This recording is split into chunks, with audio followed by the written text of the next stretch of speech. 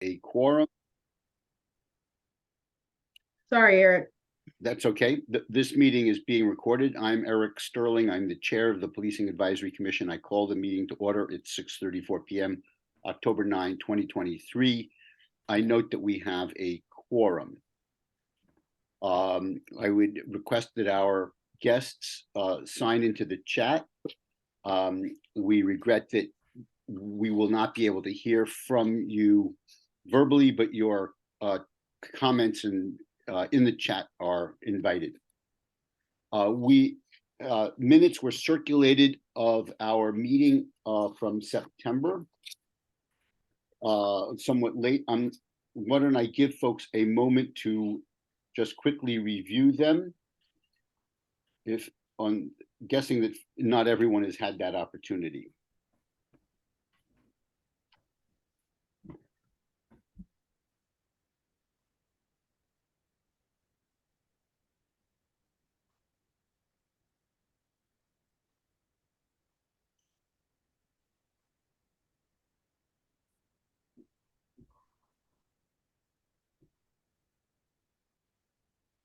There is a great deal of detail in terms of attributed to what various people said. I'm willing to entertain a motion that we postpone the adoption of these minutes, give everyone an opportunity to more closely review them.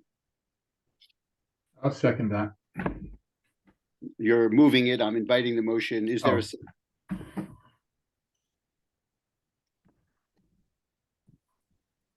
Is a second. All those in favor, please raise your hand so that we can see it. 1, 2, 3, 4, 5. I see 5. Those opposed? I see none. I didn't see a vote from Christy. Hi, sorry, I was looking for my hand. I vote yes. Motion carries. We'll table this until our next meeting. Thank you very much. Probably at the end of your arm, Christy. I beg your pardon, Dr. Gaster? No, just a joke. We'd like to welcome Assistant Chief Nicholas Augustine. He is the head of the Investigative Services Bureau to respond to our request to overview some of the clearance rates and arrest data. And he has shared a PowerPoint slide with us. Perhaps it might be best for everyone if he engages in a screen share. Is that going to work, Susan and Logan? Oh, good, he can. Perfect. Go ahead, Chief.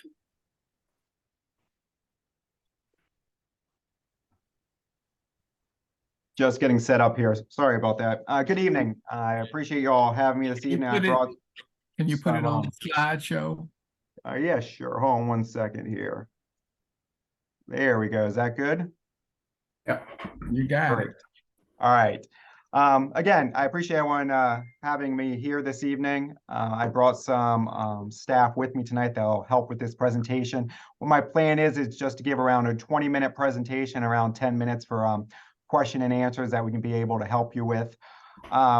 First person I want to introduce is Michelle Yetzi. She is our Deputy Director with our Information Management and Technology Division. She's here with us this evening and will be presenting. I also have here tonight Captain Mark Ermy, who is our Director of our Criminal Investigations Division, and Lieutenant Lisa Ingerstrom, who's the Executive Officer for an Investigative Services Bureau, as well as Captain Sostinsky, who is with our Community Engagement Division. So our goal tonight is to explain about, talk a little bit about NIBRS and our reporting to the FBI, as well as our old reporting system, UCR, and our case closure rates. So without further ado, I'm going to go ahead and turn it over to Michelle. I'd like to say she is our expert in dealing with NIBRS and all those number things. So hopefully she can give you just a little background to understand our how we do our reporting and our case closure. So Michelle. Hi, everyone. Thank you for the introduction. Again, my name is Michelle Yetzi. I'm a Deputy Director at IMTD, and I'm the manager of our analytics and data management section. So a little background about NIBRS. This is the National Incident-Based Reporting System. This replaced the UCR summary program. It's still a part of UCR, but it replaced the summary reporting system. Montgomery County Police has been NIBRS compliant since 2017.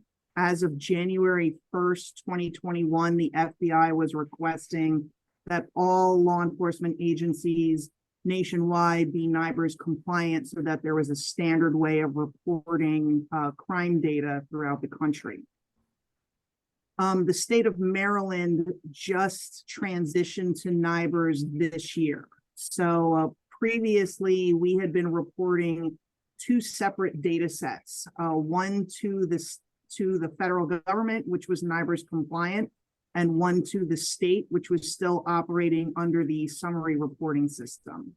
Now that the state has come online, all of the data that we are reporting to the state and the federal government is going to be the same.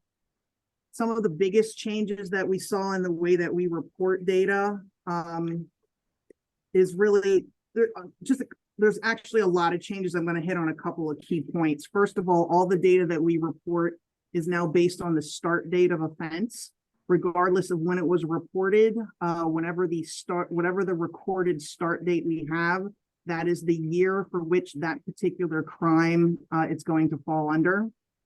We are now counting all offenses for each particular case, or as we call it, CR number.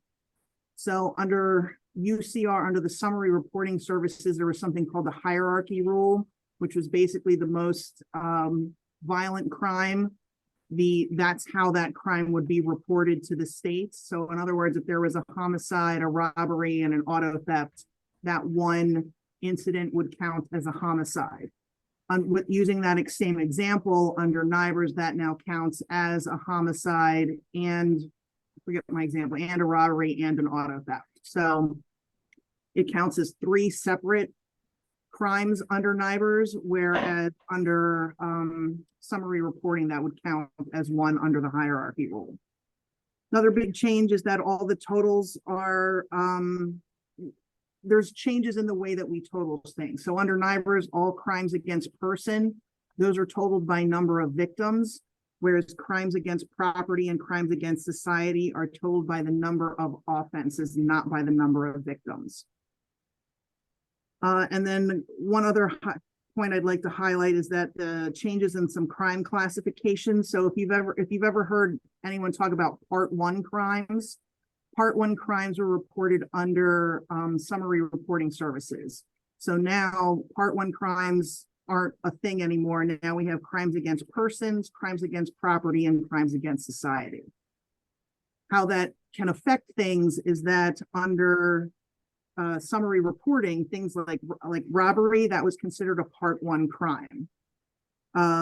Robbery is now considered a crime against property, not a crime against person, which can somehow, some way affect how we report things, because I think robbery is commonly considered as a violent crime, but under NIBRS, it is actually considered a property crime. Any questions on NIBRS before I move on? Okay, so, sorry. Yeah, I'm sorry, Michelle. I Yes. raised my hand, and my question is, all of these the distinctions, what you just described, for example, that robbery is a property crime, that comes down from the FBI. Is that correct? That's correct. Thank you.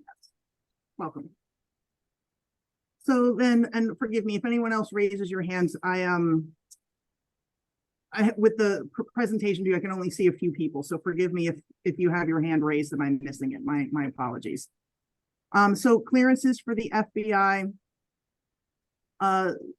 Clearance rates have a very finite way of being calculated. It's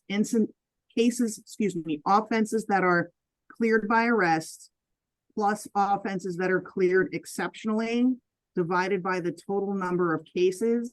And that is how the clearance rate is calculated. So arrest, fairly self-explanatory. It is where we have somebody in custody and they have been charged with that particular crime. If we have a warrant on file for someone for a particular crime, but the person has not been placed into custody yet, that is not included in the clearance rate. That is still considered open or one of the other classifications. So to clear an offense exceptionally, there are 4 very specific criteria that a case has to meet in order to be cleared exceptionally, and they're listed here. The offender has to be identified. We have to have gathered enough evidence to support the arrest and charge. The third one, and this is, I think, one of the ones that prevents us from clearing certain cases exceptionally, is that we have to actually know the person's physical location so that we can go place that person into custody. And then the fourth one is if there's a circumstance outside of our control, for example, the death of an offender commits suicide, dies of natural causes, but if the offender is deceased, that's an example of something that's out of police and law enforcement control that would enable us to clear a case exceptionally.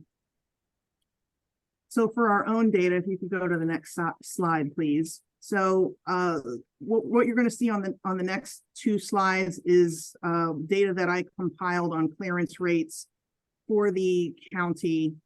And these are some parameters, just so you're aware. Again, it's based on the start date of offense. Any offenses that were unfounded or were referred to another jurisdiction were excluded. This does not include any data from Tacoma Park. The formula there for how the clearance rate is calculated, and just so you know that the offenses that are cleared administratively, those have been removed. They're not factored into the clearance rate, but there are separate columns for offenses that are cleared administratively.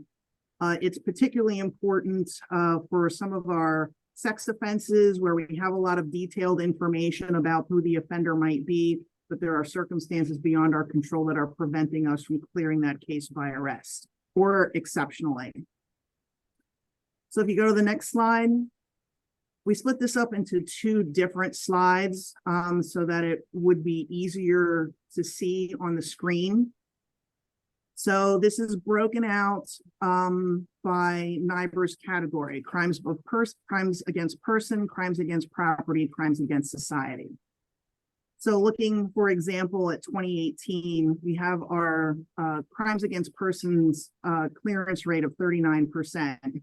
That is the 1927, that is divided by the total of 37.7 and 1927. So the total of those 2, that's how we came to the 39%. Now, there are also 6% of the cases, crimes against person, were cleared administratively. But if, for example, if you look down the chart and look at sex offenses, that number jumps up to 17%. And as we go through year by year, you'll see that one of the highest rates of cases that are cleared administratively usually tends to be sex offenses, not always, but wanted to highlight that to show that the clearance rate does not factor in all of the cases that are cleared administratively. So if you go on to the next slide, which is the next 3 years, 21, 22, and 23, 2023 data is through September 30th. Nothing has been calculated differently on this slide compared to the previous one. If you note, the 2023 numbers are lower than previous years, but that's to be expected. Investigations take time to compile. We have to build the case, gather information. So even though this is what the 2023 clearance rates are right now, it doesn't mean that they are going to remain that way. It just takes time to build the case and gather all the information we need in order to clear a case by arrest or clear it exceptionally. And in a lot of cases, we have warrants on file for individuals, but as I already said, until that individual is actually in custody, that case will not be cleared by arrest. Appreciate this. Why don't I'm tempted to get into this data, but I realize you've got more of a presentation, but we'll probably want to come back to this slide after you've completed your presentation. Sure, that's all I have, so I will turn it over. If you go to the next slide, please. All right, and I'll take it from here. We only got like 3 more slides left, and then we can answer everyone's questions. So as the Chief of Investigative Services, what I wanted to do is when I started in this position last year is understand how my investigators are closing cases. Because when we look at those NIBRS numbers, that includes our patrol officers and also includes our investigators. So if a patrol officer makes an arrest for something at a scene, that counts for that. So that's the overall department. But I want to take a closer look at Investigative Services Bureau, or actual investigators and detectives, and how their cases are being closed. And not really to scrutinize their work, but really to see how our trends are in closing, because not every case is solvable. There are solvability factors that they have to look at, but it also helps me take a look at what resources we need in certain divisions, whether it's staffing resources, our technology, and our crime lab, to see how we can improve our service to the community and having higher closure rates. So this one right here is from our Major Crimes Division. And Major Crimes handles homicides, robberies, and now also auto theft with our ACE unit. So on the far right column, looking at comparable statistics, I'm using UCR in this because when a sergeant assigns a case out, they assign the entire case. So whether a robbery and a burglary happen in there, it's just one case. Now, if we looked at NIBRS, it would be like 3 cases. But this kind of helps me know that this is one case that the detective is working, which is similar to the way we used UCR in the past. So looking at this in our homicide rate for 2022, we had a 91% closure rate. So that is 91% arrest rate and closure rate for all the homicide cases we have. The FBI reported in 2019 under UCR, the average closure rate for a metropolitan county is around 69%.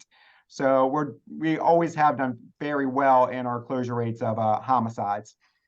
Look at some of our other, UCR didn't report out on all the types of cases that we handled, but looking down at auto theft, which is around an 18% closure rate reported by the FBI, and we approximately have a 25% closure rate on that. So this kind of gives us a little idea of what's going on in our community and how our closures are happening. But what I also like to capture is how many cases are assigned per detective. In our Special Victims Investigation Division, which does a lot of sex offenses and child abuse cases, they have a very high number of cases, and that's important for me to take a look at for the resources and staffing that we have.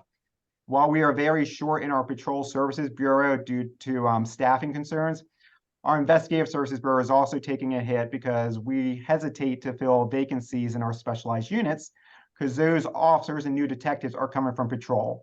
So anytime I announce a position, where they come from, they're coming from patrol. So that's another body I'm taking out from responding 911 calls. So most of my divisions staffing is at between 80 and 90% at full staffing. So that's what we're kind of looking at. And what I need to look at is make sure that does not affect our solvability and our case closure rates. Taking a look at one of our next divisions, this is our Criminal Investigations Division.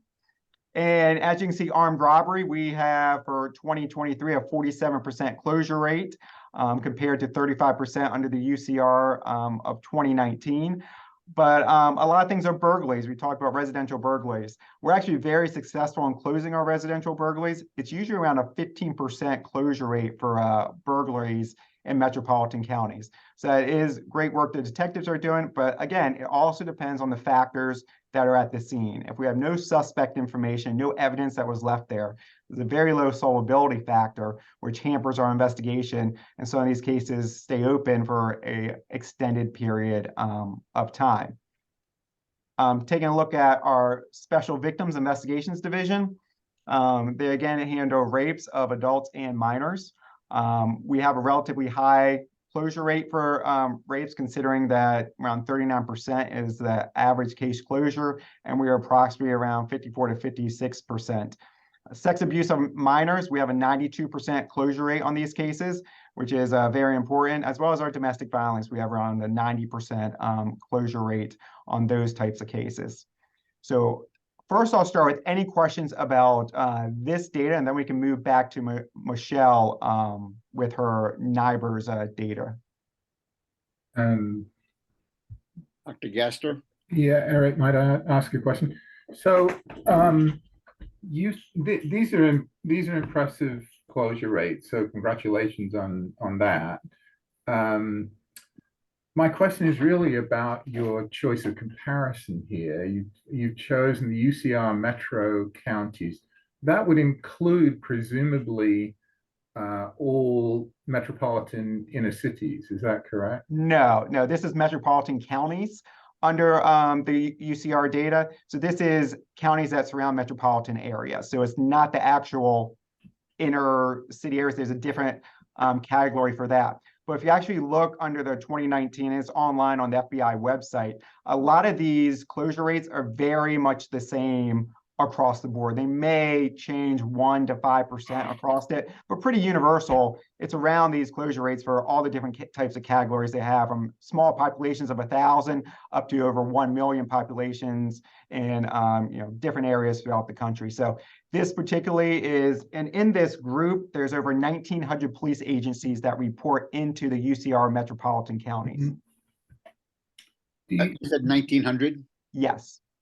Do you sorry, one more question.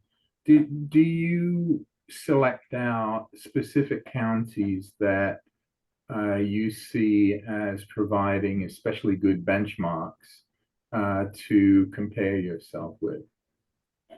So that data is not readily available. It's very difficult to find individual agencies' data. We would have to contact Fairfax County or contact someone else. So we're just going by the FBI UCR numbers and how we can get the statistical comparison of that. One thing I don't like to do is trying to tell investigators and investigative units that you must close 30% of something like that, because then you have what you have is in the case. And when you start putting quotas and numbers onto things, I start to worry about the quality of investigation. And if we're just trying to find something just to close a case, when we actually need to look at to make sure we have enough probable cause, and this is a good case for prosecution.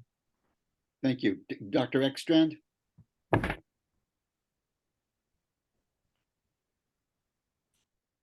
Thank you. I guess I have two questions. One of them is about what Dr. Gaster was just asking about in terms of getting closure rates from other jurisdictions. It's not possible to get these from the FBI for other jurisdictions. They don't allow the sharing of individual jurisdiction data to other jurisdictions. Is that the case? So one thing, and I'll give Michelle also on this. So when I'm looking at this data from a individual investigative units, this is going back to one case may have multiple crimes. So this detective's handled a case and that's one. So it's not using NIBRS. So if I want to compare NIBRS data, we'd have that ability to contact other agencies for NIBRS data and so on, but UCR has now been faded out. But I still use UCR as an individual case marker, because if a detective gets a case and there's 5 different offenses in there, that really shouldn't count as 5 cases for them. That's still one case. But Michelle, can you talk about the part about getting individualized agency data? Sure. The FBI does publish some limited individualized data. So to get data from regional agencies, and really what we would need to do is contact each individual agency separately. Not all agencies are NIBRS compliant at this time. The FBI has requested that all agencies be NIBRS compliant as of January 1, 2021, but not all agencies have actually transitioned. So some of the data that we request and get may not be NIBRS compliant, which is why finding these kinds of benchmarks can sometimes be difficult. Thank you. And can I ask a question about the 5-year crime clearance rates, or are we going to stick with these tables first? Or No, go ahead, Dr. Ekstrand. Okay, I couldn't help but notice in the 5-year crime clearance rates, it didn't seem like the clearance rates were going in a positive direction. Am I reading this right? So yes, you are reading that right. As I said, the most current data, particularly in 2023, that doesn't surprise me at all, given that those kinds of investigations are still ongoing. Sure. Fully expect those to change, particularly the most recent cases. So Yeah, the data from the most recent years is likely to go up based on that fact. The other thing is, you know, and I'll let AC Augustine jump in on this, but staffing is probably one of the most critical issues that we're dealing with right now. We have a very high attrition rate, and we are always trying to do more with less, which definitely can affect all aspects of our profession at this point. And I'll just touch briefly on that with looking, so these 2023 numbers will only go up. As sure. Michelle stated, you know, it also depends on the actual arrest of the person. So it may take 6 months to actually have that apprehension that someone is brought in on a warrant. But if you look at some of the numbers here, if you kind of look at our fraud cases, that we already have 2,300 fraud cases. We don't have, there's no way we could investigate 2,300 cases. So our criminal investigation division looks at each case and determines solvability factors on it, and only takes a certain number of cases. Just kind of like larceny and theft cases. You know, if you call and something's stolen out of your front yard, you don't have any camera video or anything like that, and it's a low value amount, we probably aren't going to get any leads. But we have a lot of cases that come under, you know, larceny. We had, you know, over 10,000, almost 11,000 cases. So it's really looking at the different types of crimes and looking at the most important that affects the community, while every crime does, but also our solvability factor and how we can make sure people are held accountable.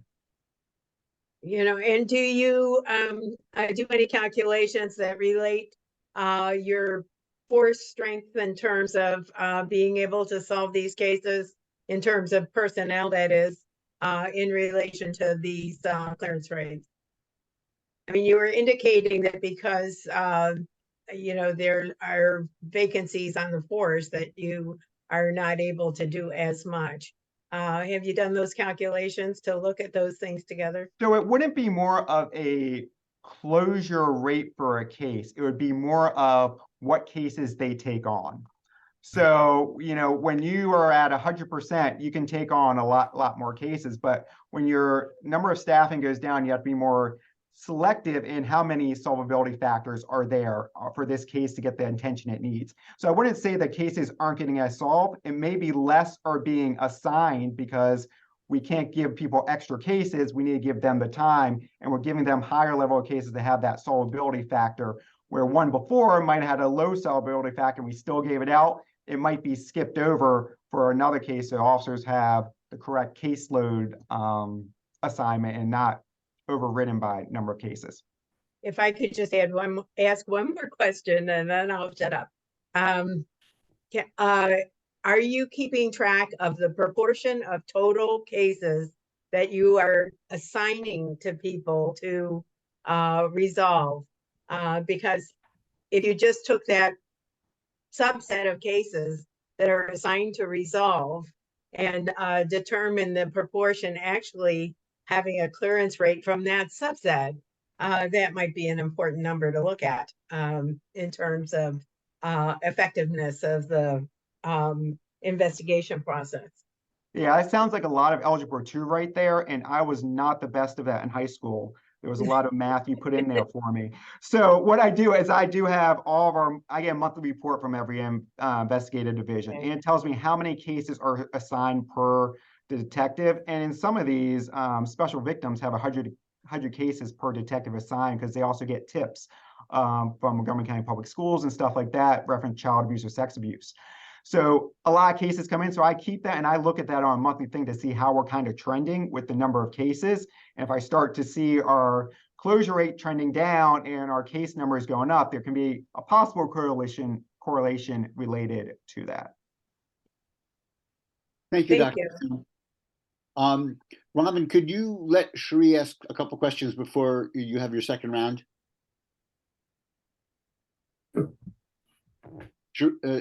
Ms. Branson? Hi, yeah, I only have one question. and it's about the closure rates as they relate to what happens after that. So you all track this from arrest. You consider a closure and you consider an arrest a closure. So I'm wondering whether there's any subsequent tracking of the result of the judicial process. You know, whether there's a plea, whether it's a trial and acquittal, yada yada. You know, but so I'm just wondering about that. So is arrest like the end for you all? Because it's, you know, well, that's my question. Thanks. So in short, yes. Once it goes over to the state's attorney's office, sometimes cases are dropped and we don't know about it. So it depends. I mean, if you look during COVID, when courtrooms are shut down, cases were dropped due to, you know, speedy trial and so on. So no, there is no tracking after an arrest is made through a report management system, because sometimes officers will not be contacted to go to trial. There is a plea deal made out in advance, and it'll be a very difficult mechanism for the police side to actually compute what the state's attorney's office or juvenile justice service is doing with these cases, because it's not just the state's attorney's office that is handling these cases. Some are referred to DJJ for to handle the case in whatever way they seem, and we don't get notified of what the end disposition of that. So even if we got data, I'd be very concerned on the reliability of that data that is coming in, and what percentages actually we're receiving. I appreciate that. I guess my concern is, you know, how this feeds back into your workload. So for instance, if it's clear that you all are making arrests on, you know, I don't know, drug cases, and the state's attorney is not actually prosecuting them, you know, then I would assume, which is always dangerous, but it would seem to me that you would then want to sort of recalculate your workforce assignments. That would be helpful for you to know, as you all are talking about attrition rates and, you know, scarcity of officers and resources. I'm just, you know, I'm just curious about that and wondering if you have any thoughts about it. Thank you. And I can mention one thing right off here is shoplifting. Shoplifting, we are contacted by the store or whatever when they have a shoplifter there. It's mostly not a proactive thing, it's a reactive. Officer goes out there and issues charges for someone that has shoplifted. You know, the store has to come to court and testify, and is their property that was stolen that they have to decide whether or not they want to prosecute. The officer really can't testify to anything in court because they're just there issuing the criminal citation. So if you look at these larceny offenses, I can probably say there's a large number of these when they go to court that these are handled either before the court date, or the store decides ultimately, you know, they don't show up to court because they can't afford to have someone come or whatever else. That's really out of Montgomery County Police's what happens in court. It's up to the actual victim. Thank you. Mr. Ricks.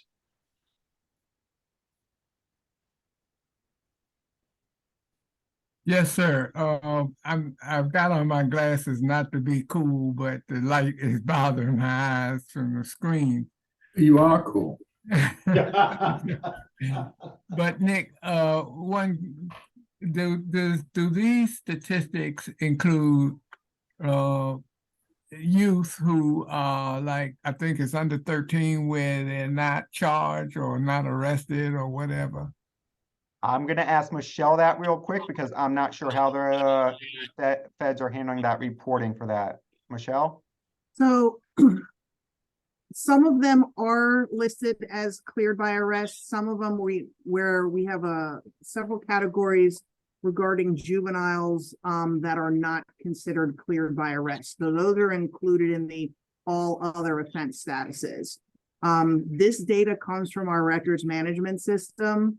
So basically, if an individual is listed or if an offense is listed as cleared by arrest, regardless of the juvenile's age, if that's how the offense is listed in our record management system, then it is included. So, but we do have several categories for juveniles where they are not taken into custody. That is included in the all other offense statuses. And the reason I'm concerned about that is been so many 12 and 11 and 13-year-old kids who are creating some of these heinous crimes and all, and I'm just trying to figure out how that is figured into the system. Yeah, if they've been arrested and are listed as an arrestee in our system, it's included in the data as an offense that's been cleared by arrest. Okay, And thank if you. my investigators handled it, it would be a case closure under the way they would report it, because they would be done with that case. It would be documented that way, whether there was an arrest made or not, but the case was actually closed. And that's even if they were just turned over to their parents. To get- Correct. If our investigators handled it, yes. Okay, and sent back to school, okay. Thank you, Mr. Ricks. Thank you. I have a question. Let's take one of these years. Let's take 2022, and there are 5 columns. 2 of them are percentages. 3 of them are numbers. So I understand that CBA and EXC would be cleared by arrest and exceptional clearances, and offenses cleared administratively. All other statuses would be offenses that were neither cleared administratively or CBA, so that the total number of offenses are those 3 columns. There is not a total number column. Is that correct?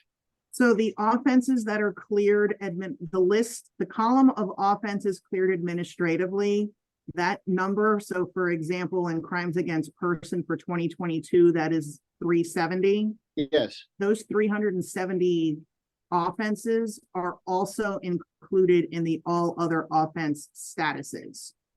So the clearance rate is calculated by those that are cleared by arrest and those that are cleared EXC divided by the total number, which in this case was 5,324, because that's the sum of the first 2 columns for 2022. So that's where the 26% came from.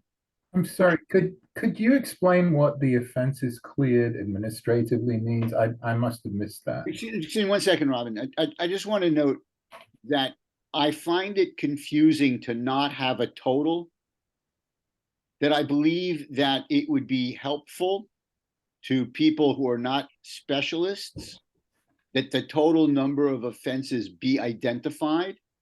And even if, so that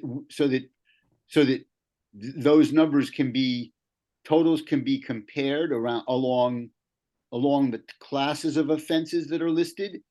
This is a difficult way to present the data for the offenses themselves, in my opinion.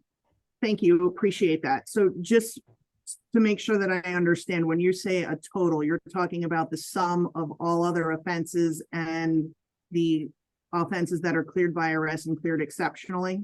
That would be what I understood you to say the total is.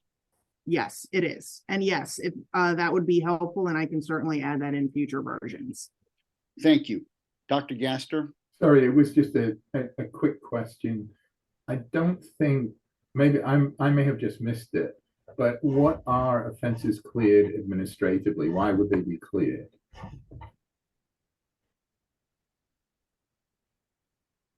I will defer to AC Augustine on that one. So, you're hitting me with this one here, Michelle. Can you give some examples of the admin ones that we have done? Hey, Assistant Chief, I can help. Go ahead, Mark. So to answer your question, the administratively closed ones, we get quite often actually because of NIBR's requirement to have all 4 of those elements met. to close by exception, whether it's victim refusing to cooperate, state's attorneys declining to press charges and such. Because remember, we only have to reach the probable cause line in our investigations of charge. State's attorneys have to prove beyond a reasonable doubt.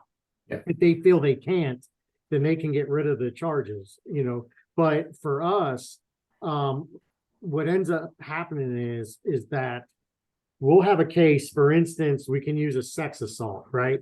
So sex assault and regular assaults are the easiest ones to give an example of. You have a victim that's a victim of a sex assault. They report the crime. Our investigators start investigating. Halfway through the investigation, that victim decides, I don't want to go forward anymore. Well, because we have not met all those elements, for example, we may not know exactly who the suspect is 100% yet, or where they live for us to go lock them up. So because NIBRS says, hey, you can't close that out exceptionally because you don't meet those 4 elements that require, the department still has to close it somehow, because we're not going to leave the case open. So even though under NIBRS, the case is going to look like it's open because it's not going to record that administrative, internally, it will close it administratively to show, hey, this case is closed. We're no longer working it because the victim is saying they're not coming to court. Without a victim, you can't have a prosecution in most cases. And so now you have to close it administratively instead of leaving it open. We have that a lot in our assault cases. Even some cases that, don't fall under NIBRS. Missing persons is one off the top of my head. We'll get a missing persons case.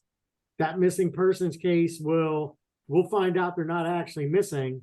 So we'll administratively close it as unfounded, but we may not be able to do that with any justice and such because of NIBRS. So that's where we use administrative a lot, is to use it as a stopgap to close a case instead of keeping it open. Now, some cases stay open. We'll suspend them. So in our case management system, we're allowed to open suspend. That's where you get a lot of your cold cases from. Say 40 years ago, a crime happened. That case has been open but suspended because the investigators at that time ran out of all investigative leads. So we'll suspend the case. Administratively just means the case is closed, but we can't do it per NIBRS because the exceptions aren't met, if that makes sense. So if I understand what you're saying, the term clearance and is a one category. The department, in order to close cases, in a sense, take it off the list of cases that are openly being investigated, makes a determination that even though this has not met the statute, the regulatory requirements for clearance under NIBRS, we can't work it any longer. We're closing the case. We're not calling it cleared because we don't have the power to do that. We're closing the case. Yeah, because remember, NIBRS clears offenses, and in an investigative manner, we're looking at the case closures. And so when I look at my detectives, like the AC said, I'm not looking at NIBRS to see the offenses they've closed. I'm looking to see they've cleared. I'm looking to see that they closed the case and how did they close the case. So from a public relations point of view, it doesn't matter whether the case is closed administratively, as long if the public relations approach is, let's look at the NIBRS clearance rate. So your closures administratively aren't going to affect your grade, so to speak. No, because and again, the public, from my experience, the public just wants to know, did we close the case? Let's use a homicide, for example. That homicide may have several other offenses. Maybe the individual broke into the house. So now you got that burglary. Maybe they stole something in there after the homicide. Now you got the theft, and such. That's all added on those offenses. But in the public's eyes, they want to know, did you close that homicide? Right. Because that's the most serious charge, right? In the hierarchy, that's the most serious charge, like under the old UCR and all that. So in the public's eyes, they just want to see, did you close that investigation? Did somebody get arrested? Did somebody get cleared? Was the case unfounded? What occurred? That's generally what the public wants to see. I will say NIBRS, although it's good information across the country to see, it does add some confusion to the public when they don't understand the offenses being cleared. And that's where Michelle and them do a good job in our annual report, trying to explain that to the public, that these are two separate animals, basically. When you're looking at case closures, like the AC said, he wants to see, what are the detectives doing? What are they doing with their assigned cases? Rather than, are they clearing offenses for NIBRS? Wouldn't you Dr. say Gaster, though? this will need to be our last question on this, just given the amount of time and the other things on our agenda, unless folks want to go a little long on this. I have one more. So, Dr. Gaster? well, actually, two more. One, these are really comments, not questions, so it shouldn't take too. I mean, I'll just take a few seconds. It seems to me that your movement to NIBRS is pretty much inevitable. Eventually, you're going to have to give up your UCR data, so you have to figure out some way of using NIBRS to do what you want. The other one is a bit more delicate, or I would, I've worked in quite a number of different organizations over the years, too many years, and benchmarking has become, pretty much mandatory. And it seems to me that it would be really advisable for MCPD to pick out no more than half a dozen counties that it thinks are comparable, and not just here, not just Fairfax County.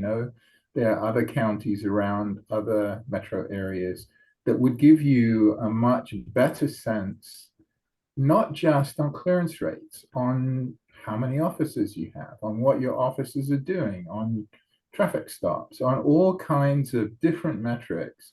What you do at the moment, it seems to me, is collect the data, and that is great.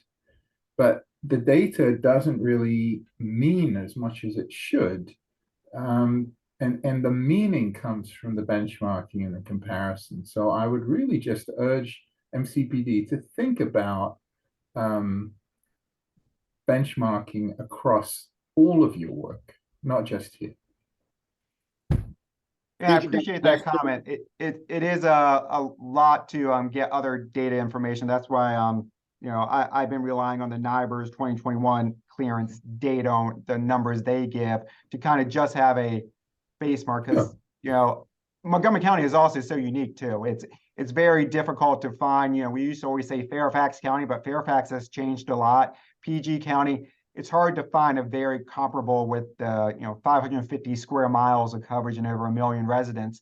It's hard to find, but it's always good to compare and keep looking out there for other data points to look at on all levels. But we also are a unique beast of it itself, being Montgomery County. Chief Augustine, thank you and your team very, very much. We appreciate this. We will take the time to look more carefully at the slides and the data you've presented, but we greatly appreciate your taking the time this evening and to respond to this.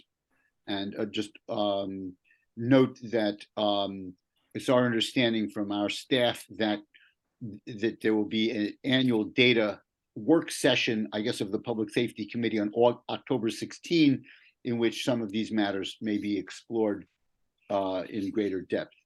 So again, our thanks to you, Chief Augustine, and your team. Thank you for having us, and have a great evening. Thank you. Our next item is a quick update on Bill 3223, which is the Policing Advisory Commission amendments after the Public Safety Committee work session on October 2nd. I had shared sort of a summary. There's been some other, I guess I would ask if anybody has any questions about it that they would want to have perhaps directed at our staff who is most familiar with what's going to happen next.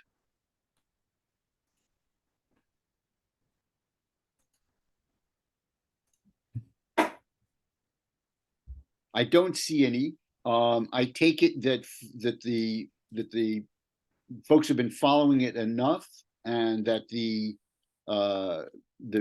results and the the video of the hearing speak for themselves. I want to take this opportunity again to thank Ty McKinney and Sheree Branson very much for coming to the work session. They made very important comments to the council for how the on a number of the key matters that got resolved, and I think that I think we ended up with as successful an outcome for the public and for the continued work of this commission. Ms. Branson, you're recognized. Yeah, thank you. It was great for them to invite us. I really appreciate the fact that they did, because you could legislate in a vacuum, or you could legislate actually listening to the people involved, and they chose to do the latter, and that's great. I sent around the clip from YouTube so that people could really get a sense of what occurred on the 2nd. And I've suggested that that the PAC send a letter to the council as a full body saying we would like for you to pass the bill as amended by the Public Safety Committee without any further amendments. That's really all really all the letter has to say. Susan pointed out that there are 2 outstanding issues. One is the difference between participate in the Citizens Academy, and the other one is completion. They didn't really seem outstanding to me. I thought the council came down. I thought the committee, 2 members of the committee came down on the idea to participate. And so I thought that was resolved. The other issue that apparently remains open is what happens if an at-large member, someone who is appointed by an at-large member resigns, and the at-large during the specific time in which the at-large member then does not come back, right? So you have a vacancy of the person appointed by the at-large member and the vacancy of the at-large member. Okay, those are like these back-to-back vacancies. Well, my feeling was that someone will fill the at-large vacancy. And in the event there are 2 at-large vacancies that we're talking about, the question then becomes, okay, who of these 2 people get to make this appointment? That seems sort of an unlikely scenario, but in the in the effort to make sure the legislation is clear and addresses that, I would suggest that that the solution is that the at-large member with the most votes gets to pick. You know, because the at-large member who got the most votes in the general election, it seems to me, is the one who can legitimately say, you know, I represent the most people here. I mean, I receive the support of the most people here because they all represent the same amount of people. They all represent everybody.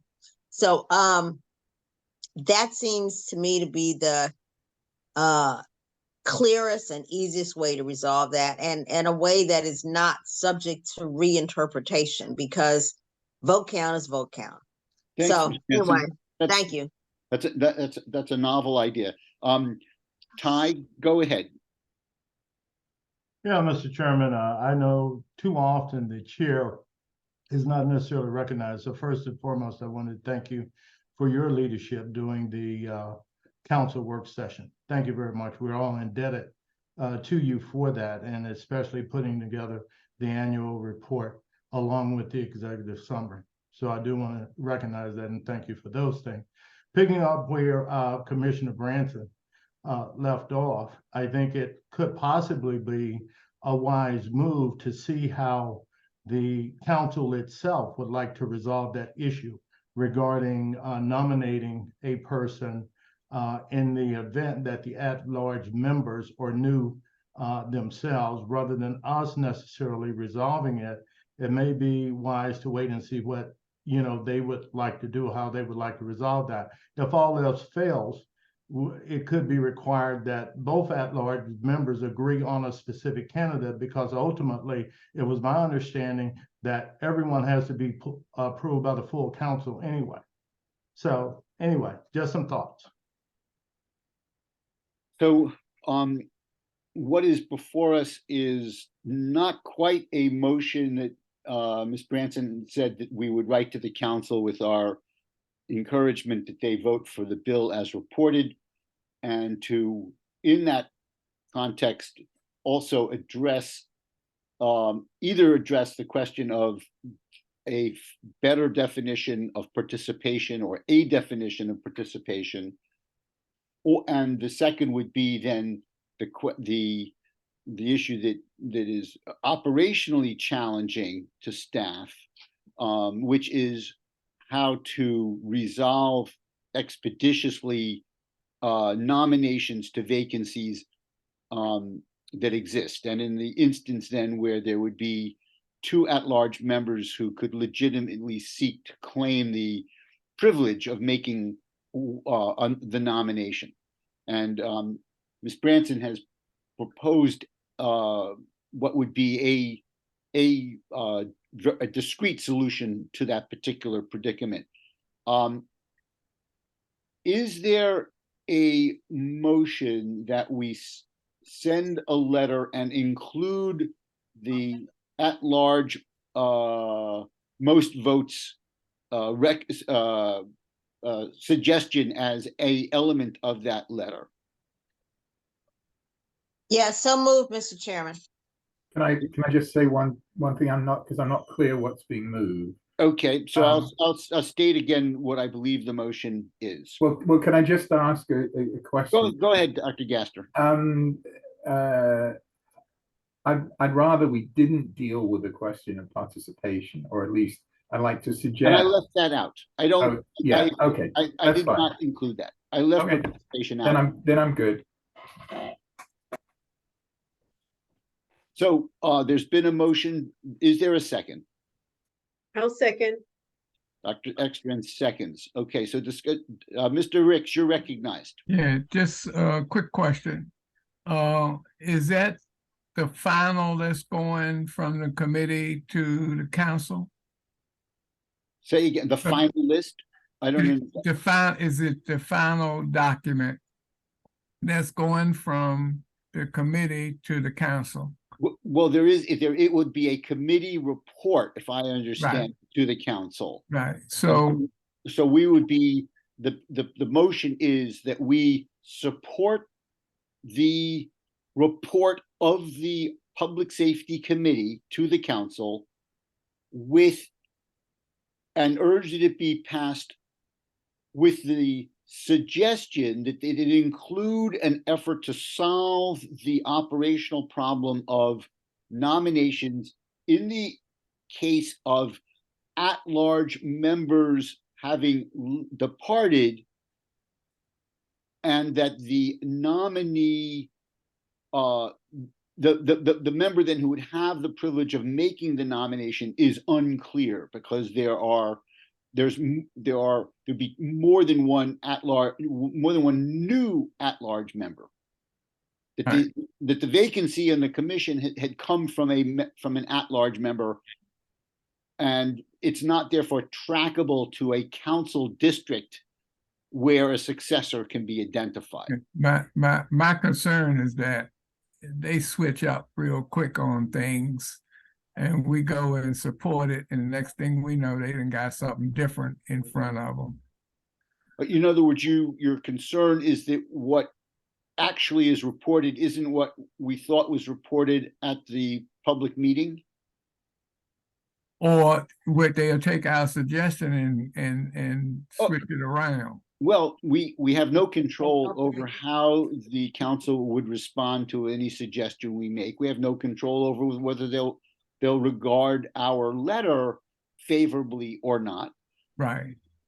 I thought that Ms. Branson's suggested solution was a rather elegant way to resolve it.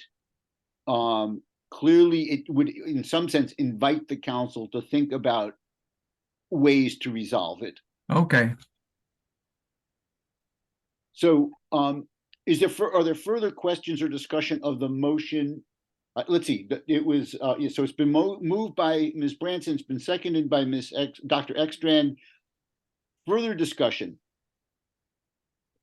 The question then is now on the motion. Could you repeat the motion? I'm sorry. I just wanted to make sure that I'm tracking what the actual motion is. Certainly. The motion is that the PAC send a letter to the council that urges the council to pass Bill 3223 as reported by the Public Safety Committee.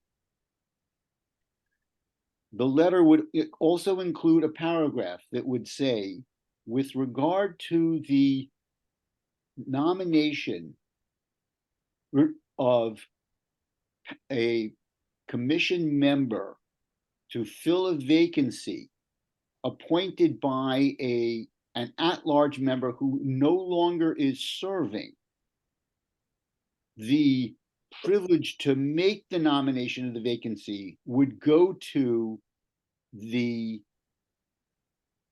at-large member elected in the most recent general election who had the highest number of votes.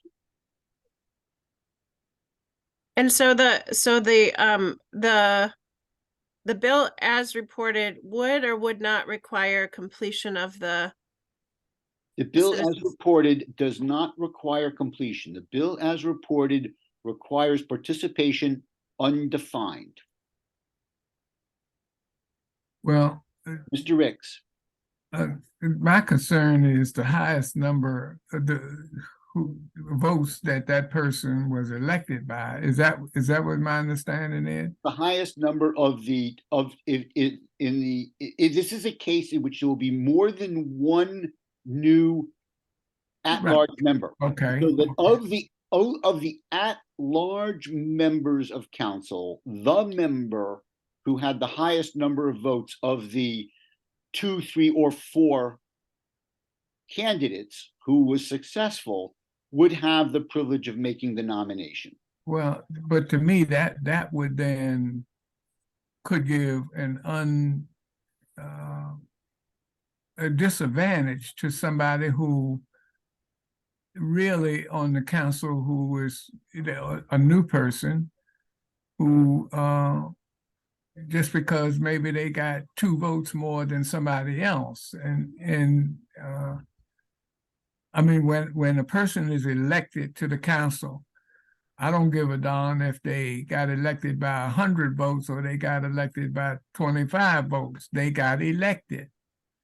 And so, Mr. Ricks, I appreciate that. Do you have an alternative way to solve this problem? well, not offhand, but I'm Okay. just, So what I, you know, what let's, this is what I suggest. That, well, Mr. Ricks, what I'd like to do is. and if- I understand, we look, can so move on. We can move on. I just, it's only a suggestion. What I encourage you to do, Mr. Ricks, is in the interim between now and when the bill is considered by council, if an alternative solution of any kind occurs, please email me. We will circulate it. We can send, you know, we can make sure that if you have a more elegant solution, then we I don't have one. I know you don't have one at Just- the moment. I understand. I'm just looking at equity in the council. Understand, and you know, it is this, the purpose here is to prevent conflict among members of council over what could be a very important and potentially contentious nomination between two members of council. Okay, then my other question quickly would be, do we have any precedents of that is how votes have been I mean, authorities or powers to the council have been allocated previously. yes. Ms. Branson, do you have any information? Yeah, on- the answer would be no. And the reason the answer is no is because this commission is appointed differently than all others. Let me just, maybe it's helpful if I can just clarify exactly what this potential scenario is, because this Well, potential scenario. I think, Ms. Branson, I think most of us have that Okay. understanding. Okay, Yeah, so the answer would be no. And the answer is no, because this commission is appointed differently than all others. Right, and I guess the question, if I understood Mr. Ricks's question, is in all of the authorities that the county council has, not simply in making these appointments, but in other matters of Legislative voting or what have you. well, it wasn't so much voting. I'm thinking, you know, does it have to do with, let's say, Yeah. choice of office suite? Does the you know, Look. or I don't know. Yeah, I think I'm there's a simple solution here. These are politicians. Let them work it out. I mean, you know, that's And their here's job. here's the simplest solution of all. We have only taken this up because staff has indicated that this is a conundrum, okay? And that it will be helpful for us to help resolve this conundrum. We do not have to do that. We could remain silent, you know? Yeah. So our choice is, we really have two choices here. One is remain silent. The other one is suggest a solution that they would most likely not have a problem with, because guess what? It's not their axe that's gonna get grinded, okay? And so they would be most likely to accept this. It's just real simple. This is just kind of like, you know, politics 101. So, why don't we ask Susan if she thinks that this suggestion would be at all helpful for the council in identifying a solution? Would it work for her? Are we going down a path that is raises more problems than is worth?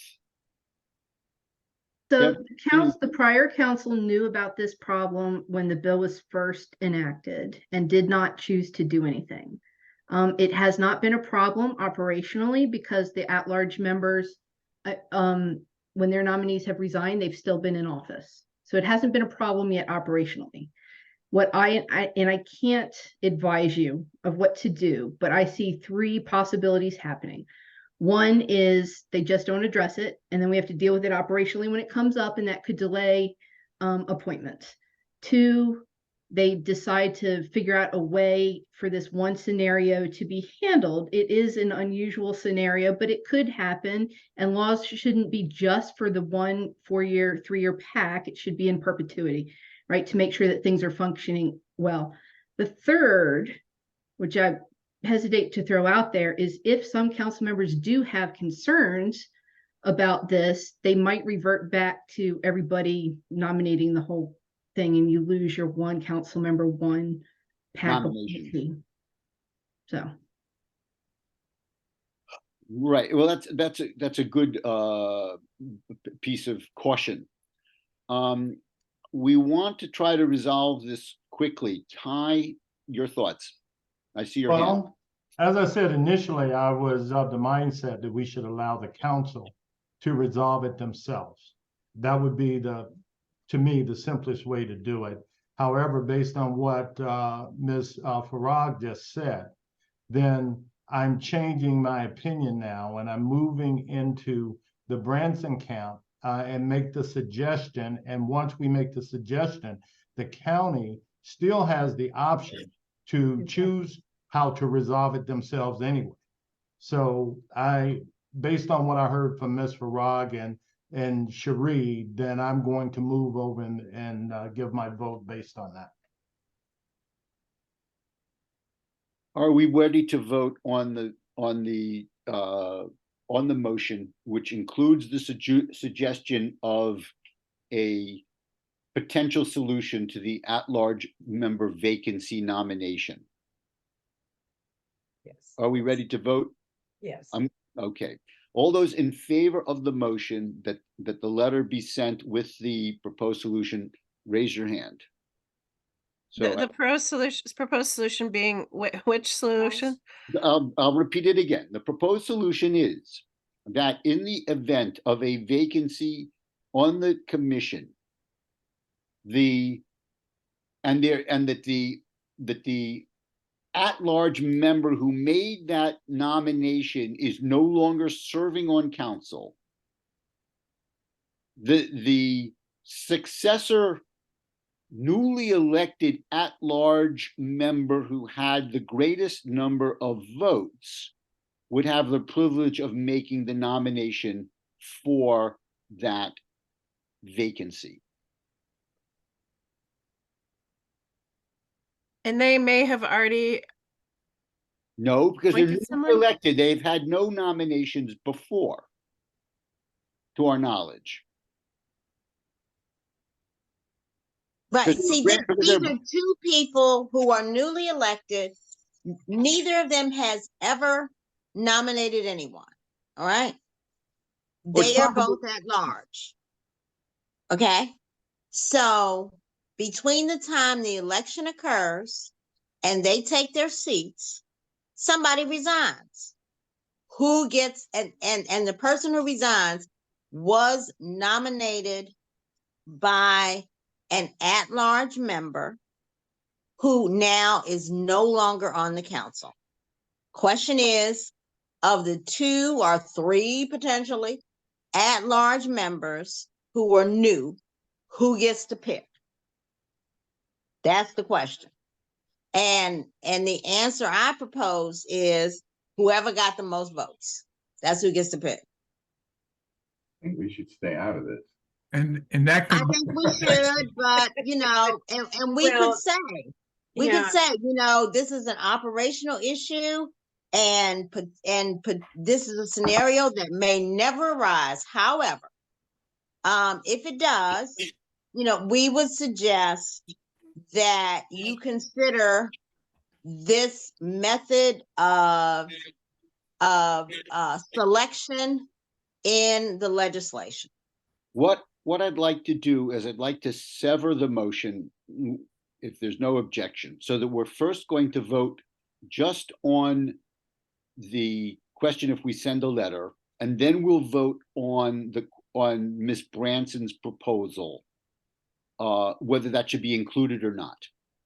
So the first vote is going to be, should we send a letter urging the passage of the bill as reported by the Public Safety Committee? All those in favor, raise your hand. 1, 2, 3, 4, 5, 6. It appears to be unanimous. Okay. Now the question is on whether we should make a proposed solution to the operational nomination problem as proposed by Ms. Branson regarding the largest number of votes. All those in favor of you had a question about the proposal, Lori? Can I just maybe suggest one thing? That instead of saying that we recommend this possible way of doing it, just say we recognize that there could be a situation where new at-large members have to name somebody to be on the commission. One option is that member that has the highest number of votes, blah, blah, blah. So we are just Sheree, are you offering comfortable it with as that? one suggestion. Are you comfortable with that in the form of? Yeah, I'm fine with it. Yeah. Yeah, I mean, that's a little bit. Right, as tamping it opposed to down just making a bit. recommendation, we've sort of thought about it, this is a possibility. Yeah. Yeah, I'm good Yeah. with that. Yeah. Okay, so We're suggesting the good old boy system. No, we're not, Brenna. Whoever has the most votes picks. I mean, and logically, well, never mind. But yeah, whoever has the most votes picks. In my years in elected office, I would have never set for somebody who got 2 more votes from me getting to make all the decisions on the councils. Well, they're just making this one. They're just small making the decision. one decision, Vernon, and more importantly, I think we're ready to vote. Right. Could I just make one suggestion? Could we maybe offer that we provide a recommendation to the council? No, I we don't want to get. I personally do not want to get No. in, and I would not ask any successor member of the PAC to put themselves in that jackpot. No. Yeah. And let's also remember that the probability that this scenario is going to happen in our tenure on this commission is very small, and the tenure of the next 10 groups or something. So I think we're spending too much time trying to solve a very, very small Right.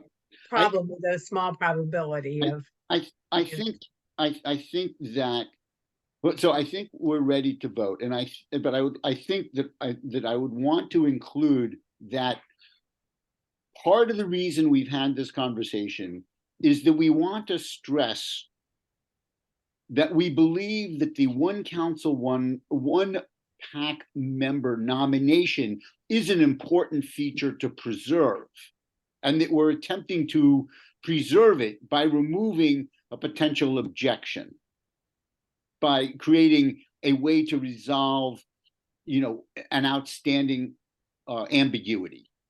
Is that? I don't know, but Eric, can I ask people a question about this?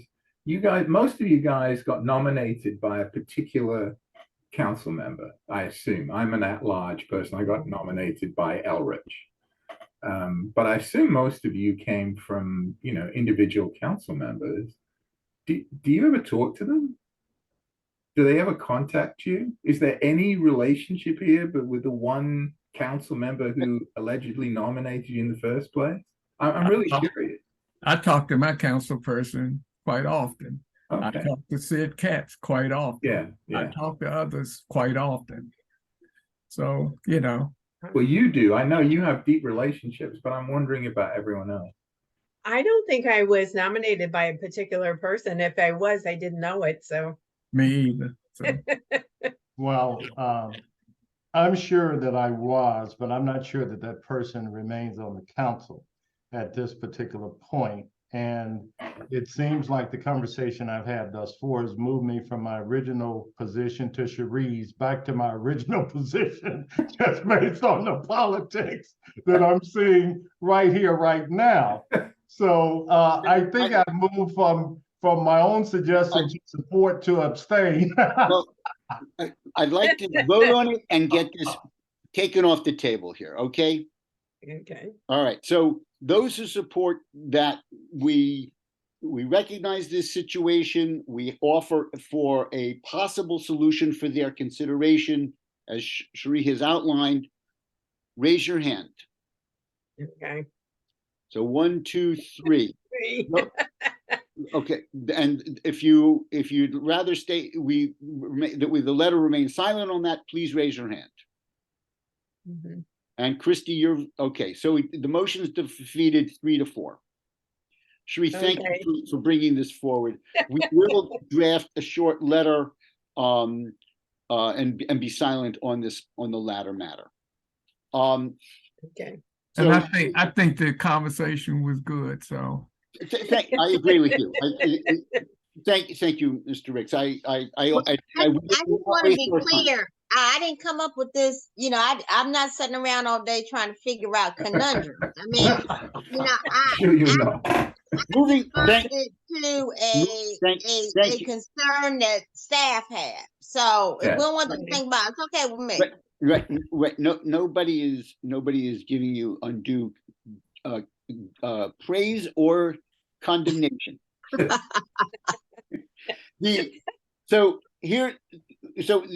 hour is 7:55, and there are 4 items, and I'm not sure which ones we want. One of the questions was how we can perhaps help on the matter of youth recruitment, which has been a challenge for the staff, and has been a challenge for us to have, you know, youth members who have all the resources and commitment and ability to follow up. Another is a draft of a letter I wrote regarding the police and the health policy part, and as a letter to Healthy Montgomery. And the final one then is the question, do we want to take a position on the bill dealing with voluntary registry for emergency 911 calls? I would say that the most important one is that last one, due to our responsibility to provide guidance and advice to the council regarding legislation. We can decide that we want to study this further and take a position. We can decide study it further and not take a position, or we can decide right now we don't want to get into this. Many of you may have been aware that this bill was the subject of the public hearing before the council on September 13th, when the Policing Advisory Commission bill that Councilmember Lutke had introduced was also heard, and may have heard that the testimony at that time. So I'm interested in your, you know, it's your suggestion how we should use the balance of the remaining time together. Mr. Ricks. Yes, sir. I think it's a good proposal to support it. The reason I'm saying that is because when you get into elderly people, there are so many elderly people in Montgomery County who live alone. And it would be good for in that system, when a call is made, that they have some idea of whether that person is elderly or they have some mental issues or what have you. So it may need to be fine-tuned, but I think it's a good bill. You're correct. I mean, things like delayed response time, blind, low vision, deaf, hard of hearing, wheelchair user, Alzheimer's or dementia, those are some of the conditions that could be alerted to the 911 call center. Yes. Other thoughts about whether or not this is a bill that we ought to consider? Ms. Branson? I'm a little confused right now because I thought the bill only dealt with people with mental health and developmental disabilities. I didn't think No. it dealt with all those other categories. No, it deals with those other categories. Okay. So my concern is, you know, and I hate to sound like I'm wearing a tin hat right now, but I'm just not cool with the government having all that information. So I would be no on that. I think we should take a position. I think our position should be that we should allow the state to lead, that we don't have to, Montgomery County does not have to lead on this. That this bill has not passed the state legislature. And we should wait and see what happens on the state level. We should not get involved. I think Howard County has this. I'm not aware of another county that has this, but I think we should wait for the state. So those That would be what I would suggest. So those are two voices that said we should take a little time to develop a position. Vice Chair McKinney. Well, I had an opportunity this afternoon. I know others may have not, but I had plenty of opportunity to read it thoroughly and what it has provided in Howard County. And I don't think that there's anything wrong with taking the lead for a purpose like this, because unfortunately, the person who is dealing with issues of IDD, they may not necessarily be able to wait until the state passes something. And say, for example, they need some assistance this evening. They can't wait, and they're already in a compromised situation. So I think the quicker, you know, after having read it and knowing what it provides, and I know the apprehension about providing the government with a lot of information. However, it is critical information, and it's the kind of information that our law enforcement and response people need when they're responding to help our citizens in this county. And so I don't think we can delay if we have read and we understand the parameters of what's involved in that particular bill, and we have a sister county adjacent to us that has already been using it for quite some time. So anyway, that's my opinion, and you know, clearly I support it. What I'm hearing is that a number of members have begun to have reviewed the material from that I sent around. Just alluding to this, we read the and perhaps looked at the staff material, the testimony. So we at this point have, if I gather correctly, 3 members who would support, take the position of supporting the bill. We have 1 who would not want to support it, but thinks we should take a position. I'm trying to think about sort of what our time frame is. Susan, I know that we're sort of approaching the end of the sort of council session. Would we be able to wait until November before finalizing a position, or is this something we need to move on more quickly? I can find out and get back to you, but you have much more time on this one than the PAC amendments bill. Yes. And the council had also referred it to the new IDD commission, and I'm not sure what their timeline is as far as weighing in on it, but I can check and get back with you. So what I am going to propose is that we make this an item of business at our November meeting, and that we sort of, think through, look at the bill, look at the testimony, weigh what we've heard this evening, And so that will resolve at least the question, should we attempt to take a position on the bill? And I'm going to then ask that we table the letter regarding Healthy Montgomery and youth recruitment, given the hour. Is there objection to tabling those other two matters? Ms. Branson? I don't have an objection to tabling Healthy Montgomery. And as far as youth recruitment, I just have a suggestion that I think we leave it up to the council, or excuse me, to the county executive to do the youth recruitment.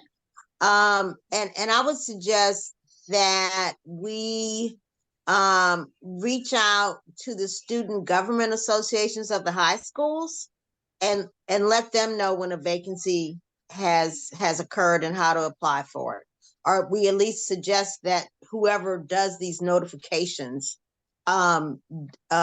reaches out to student government associations, because those are the kids who are most likely to want to do this. That's all I got. Good. I think that once we move ahead, this commission in its new form, I think we'll should spend time helping to advertise it, particularly to the youth. I think we're almost out of time. Mr. Ricks, your concluding thoughts. A question to staff. Didn't Montgomery County have a program where there was, you could get a sticker put on your window or something that the fire department or police department would know that somebody was in that particular dwelling that needed assistance? Mr. Ricks, that predates me, but it's something I can also look into and get back to you with.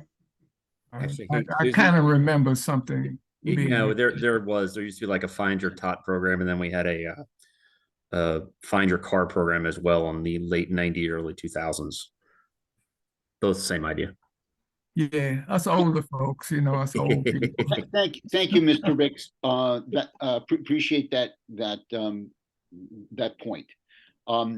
And I guess one of the things that Christy notes in the chat is the question of student service learning hours. I think that one of the things the commission should do is apply to the Montgomery County Public Schools as an agency that would qualify to allow service on that agency count toward the student service learning hour accumulation. I think that that's a good idea. That involves some paperwork that we or staff would need to do.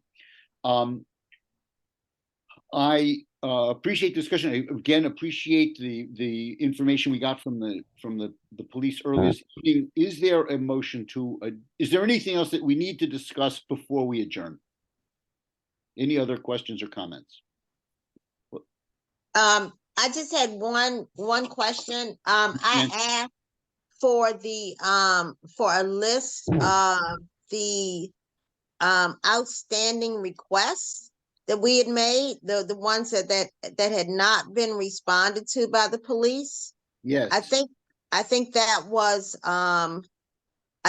was forwarded this afternoon.